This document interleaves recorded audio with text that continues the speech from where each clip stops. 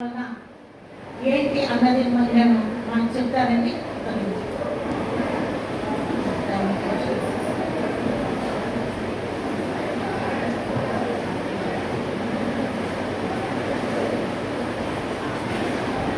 FSC 5:22 మనం చూస్తే ప్రభువునకు వలె మీరు ఎవరికి లోపడుతున్నామండి? భర్తలకు లోపడుతున్నాడు. ఎవరికి లోపడుతున్నాం? దేవునికి లోపడుతున్నాం. దేవునికి స్తోత్రం. హల్లెలూయా. దేవుని ఆజ్ఞ అయి ఉన్నది కాబట్టి దేవుని ఆజ్ఞ కూడా మనం లోబడుతూ ఉన్నట్టుగా లెక్క. అంతేకాదు మరి ఇదే పేతురు 3:5-6 వచనాలను దేవుని దృష్టిలో మీరు యోగ్యముగా ప్రవర్తిస్తున్నాడు, అంతేకాదు మీరు యుక్తంగా ప్రవర్తిస్తున్నారు అన్న మాట ఎక్కడ ఉంటుందో తెలుసండి. కొలస్సీ 3:18 చూస్తూ ఉండాలి. దేవునికి స్తోత్రం. హల్లెలూయా. కాబట్టి మనము దేవుని దృష్టిలో విలువైనది ఏంటండి? విలువైన ప్రవర్తన. దేవుని దృష్టిలో యోగ్యమైన ప్రవర్తన, యుక్తి అయిన ప్రవర్తన ఏంటి అంటే మనము మన బాధ్యత ఏమై ఉన్నది? భర్తలకు లోబడే విషయం. దేవునికి స్తోత్రం. హల్లెలూయా. అయితే మనం ముందుకెళ్దామండి. సామెతలు 31వ అధ్యాయంలో మనం చూసినట్లయితే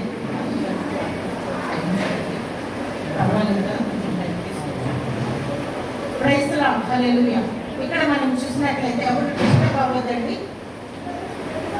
31వ అధ్యాయంలో మనం చూసినట్లయితే ప్రతి భార్య గుణవంతురాలైతే భర్తకు మేలే చేస్తుంది. ఒకటి, ఇంకా నమ్మకమైన వ్యక్తిగా ఉంటుంది. భర్త ఒక విషయం చెప్పాడు అని అంటే అది నా భార్య చేస్తుంది అనే నమ్మకం భర్తకు ఉండాలి. నమ్మదగిన వ్యక్తిగా ఉండాలి. పెద్దలక్కడనే లేచి తన బాధ్యతలన్నీ చేసుకుంటుంది.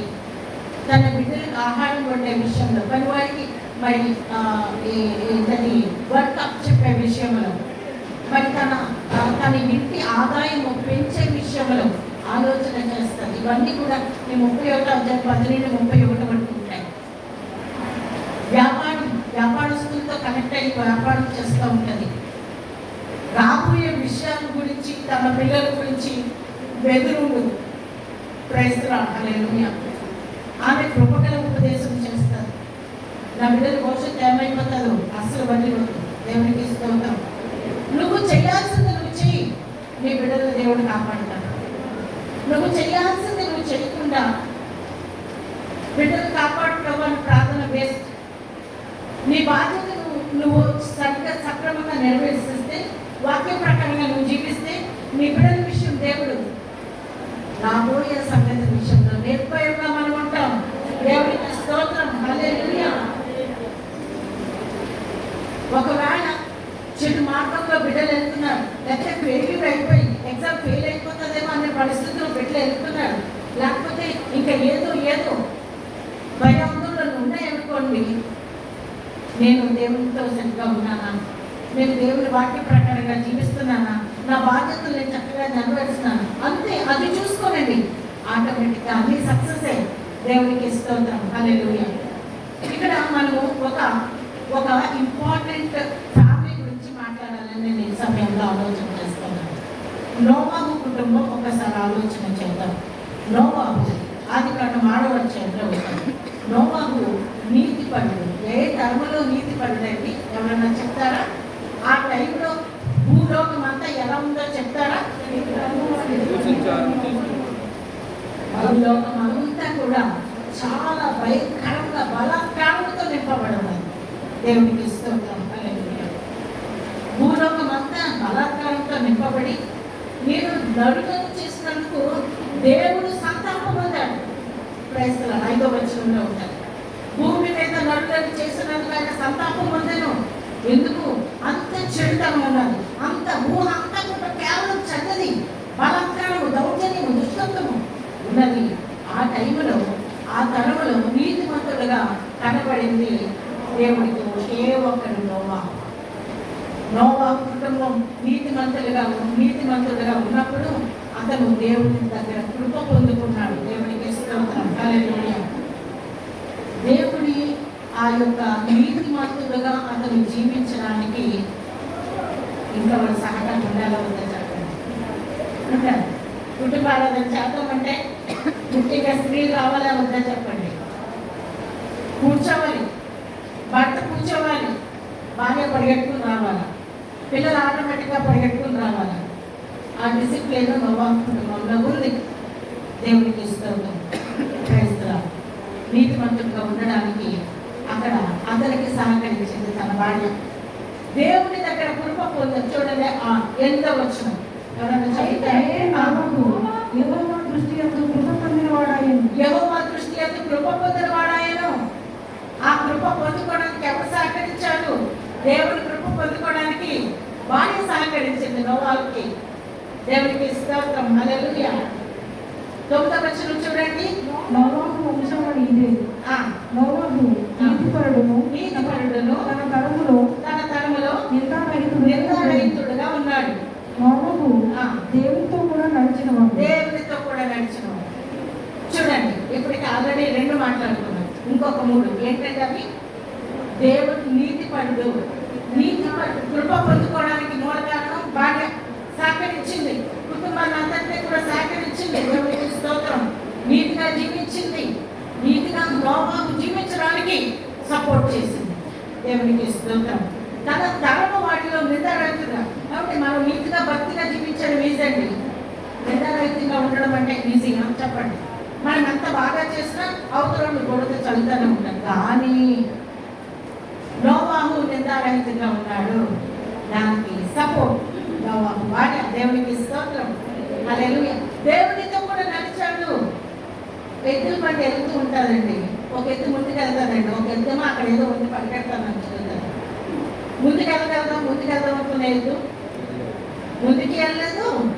అలాగని ఈ ఎద్దు ఇటు పక్క వెళ్దాం అనుకున్న ఎద్దు ఇటు వెళ్ళలేదు. కావాలంటే సతికిలు పడతాయి కానీ ముందుకు మాత్రం నడవదు, పక్క దాడి కూడా వెళ్ళదు. మనము భార్యాభర్తలుగా కుటుంబంలో నడిపించుకునేటప్పుడు ఎద్దుల బండిలో 2 ఎద్దులు లాంటి వాళ్ళమే.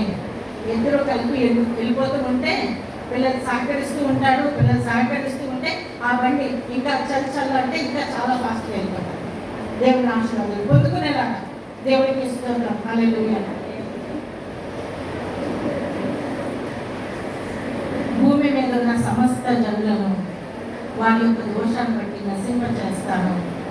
ఇదిగో నిన్ను నీ కుటుంబాన్ని నేను నా దృష్టిలో నువ్వే నీతిమంతుడిగా ఉన్నావు కాబట్టి నేను దాని నుండి తప్పిస్తాను. నువ్వు నా కొరకు ఓడ తయారు చేయాలని దేవుడు ఇన్స్ట్రక్షన్స్ ఇచ్చాడు, ఆజ్ఞ ఇచ్చాడు. అప్పుడు ఏమన్నా ఇన్స్ట్రుమెంట్స్ ఉన్నాయండి?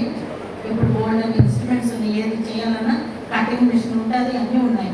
అప్పట్లో ఏమీ లేవు. దేవుడు ఏ మానుతో చేయాలి, ఎంత పొడుగు ఎంత వెడల్పు చేయాలి, అన్నీ కూడా ఎన్ని అడలు కట్టాలి, ఎక్కడికి ఇవ్వడాలి అన్నీ చెప్పాడు.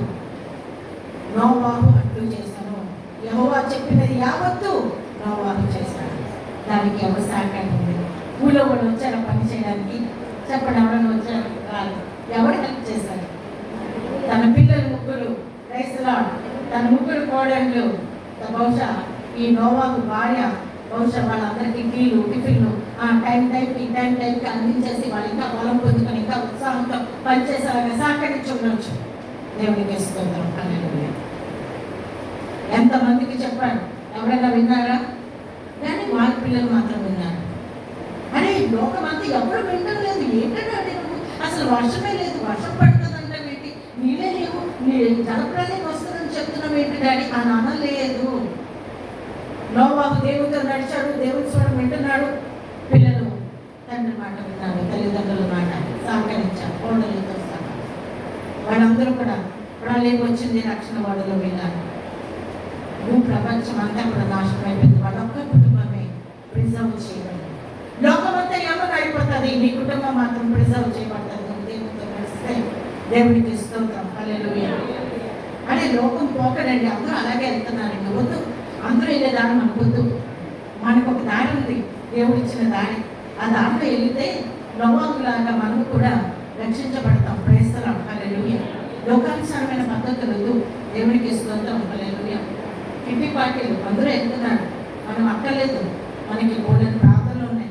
టైం ఉంటే ప్రార్థన చేయండి, పాటలు పాడండి, పాటలు పాడుకోనండి. దేవునికి స్తోత్రం. హల్లెలూయా. ఆ జలప్రలయం అయిన తర్వాత దేవుడు నోవాహు కుటుంబంతో నిబంధన చేశాడు. ఆదాముకి ఆదం అవ్వని ఎలాగ ఆశీర్వదించాడో సేమ్ ఆశీర్వాదం నోవాహు కుటుంబానికి ఇచ్చాడు. నోవాహు కుటుంబాన్ని దేవుడు ఏర్పాటు చేసుకున్నాడు. ఆయన మెస్సియానిక్ లైన్లోకి ఆ జనరేషన్ ఆ యొక్క ఏమంటారు యేసుక్రీస్తు ప్రభువారి జననావళిలో లెక్కించబడడానికి నోవాహు కుటుంబాన్ని దేవుడు లాగేసుకున్నాడు. దేవుడికి స్తోత్రం. హల్లెలూయా.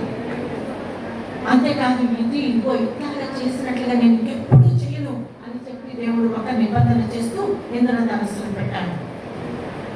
ఇవన్నింటికి మూల కారణం ఎవరు? నోవాహు భార్య. అంటే నోవాహు దేవుడితో నడిచి దేవుడితో భయభక్తులు కలిగి భార్యకు చెప్తే భార్య పిల్లలు అందరూ కలిపి అతనికి సహకరించారు. దేవుని ఆశీర్వాదం పొందుకున్నాడు. దేవునికి స్తోత్రం. హల్లెలూయా. దేవుని నిబంధనకు పాలుభాగస్తులయ్యారు. మరొక కుటుంబం ఒక్కసారి జ్ఞాపకం చేస్తామనుకుంటున్నాను. రెఫరెన్స్ తీసి చదివించండి. అందరికీ తెలిసిన కుటుంబం. ఏ కుటుంబం ఊహించగలరా చెప్పండి? ఆపోజిట్గా ఉండే కుటుంబం లోతు కుటుంబం. లోతు కుటుంబం. లోతు అబ్రహాం ప్రార్థన చేశాను, ప్రభా సొదొమ గొమొర్రా నాశనం అయిపోతానా? మరి లోతు గురించి ఎంతో విలపించాడు, ప్రార్థించాడు. దేవుడు లోతు నీతి పరుడే. కుమార్తెలు ఉన్నాడు, భార్య ఉన్నది. వాళ్ళకి మరి దేవుడు దూతలను పంపించాడు. ఏమని చెప్పాడు? దూతలు పంపించి ఏమని చెప్పాడంటే, ఇదిగో ఈ యొక్క నాశనం అయిపోతా ఉన్నది కాబట్టి మీరు మరి ఇందులో నుంచి విడిచిపెట్టి వచ్చేయాలి అని చెప్పి